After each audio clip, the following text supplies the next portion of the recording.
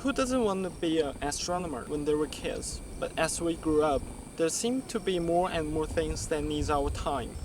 And astronomy stopped sound that fun to learn. And today, I want to prove to you guys that astronomy isn't that frightening as it might sound like. And it is a lot more fun when you are doing it. So let's get started.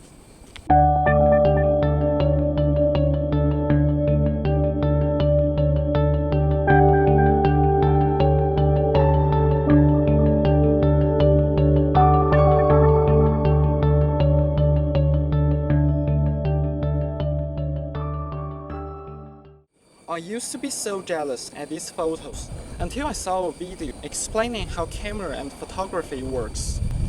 This video inspired me to learn a lot more about how to compose, how the camera works. And now, I want to walk you guys through the process of how to make an excellent shot to the starry sky.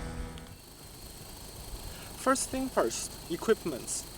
You will need a camera, a tripod, and that's basically it. If you're creative, you can find your own way to stabilize your camera. Since the lights from the stars are very weak compared to the lights of the city center, you will need to find a dark place to make the shots. You can download the light pollution map, but just for a start, you do need to find the perfect spot to make the shot. I used to shoot in my school's playground, where there's a lot of artificial lights. In fact, as long as you can see the stars, your cameras can certainly see it. You may be wondering, why do I always get shots like these?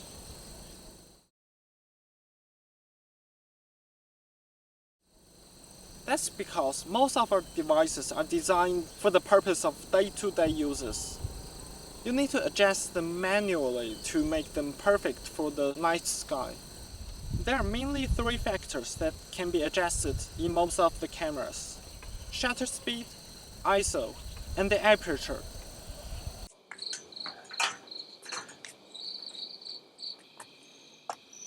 In physics, we learned that starlight, like all the lights, is a form of electromagnetic radiation. So the longer the sensor is exposed to it, the brighter the image will be. And shutter speed is the factor that determines how long the sensor is exposed to that radiation. The longer the shutter, the brighter the image will be. Second, aperture. Aperture is like the doorway in which the light goes through. The larger the doorway is, the brighter the image will be. But here's the tricky thing about aperture. It is defined as 1/f, which means the larger the number of aperture, the smaller the actual doorway is.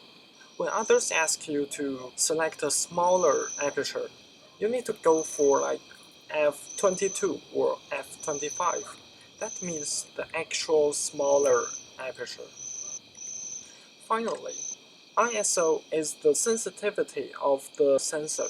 The sensitivity can be adjusted by the electric current. The higher the ISO, the brighter the image will be. However, there is another side effect of a high ISO. Since in a micro level, the movements of photons are very unpredictable, and the sensors will be more difficult to read those photons in a high sensitivity. So this creates what we perceive as noise. The higher the ISO, the more noise will be created in your final image. So, when we are shooting the stars, we need a tripod to stabilize the camera and use a very slow shutter speed. Therefore, we can choose a lower ISO to create clearer images.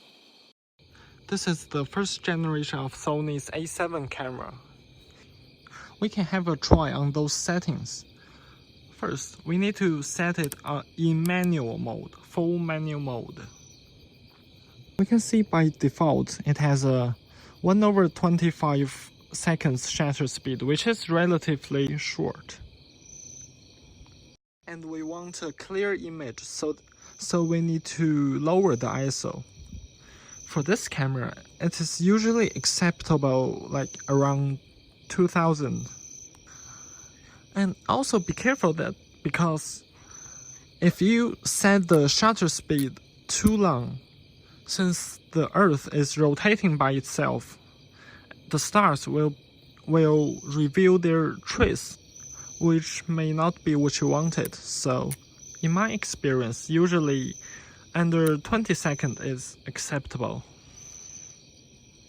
And as for the aperture, I already set it to f3.5, which is the largest of my lens. But if you have a more professional lens, and especially those for portraits, they will have a larger aperture. We can have a shot now. Oh, finally, I forgot to mention that in this thing, you need to focus really well, really sharp, because the autofocus system is usually not that great in night.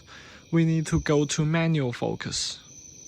In my experience, we need to find a really bright star to be the focus of to calibrate our focus. Let's find it. It's probably here.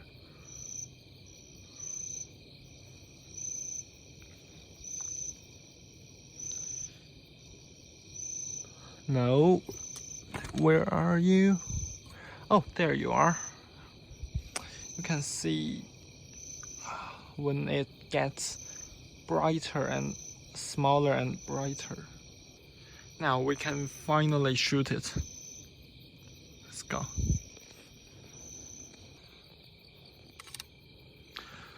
After 20 seconds, let's see.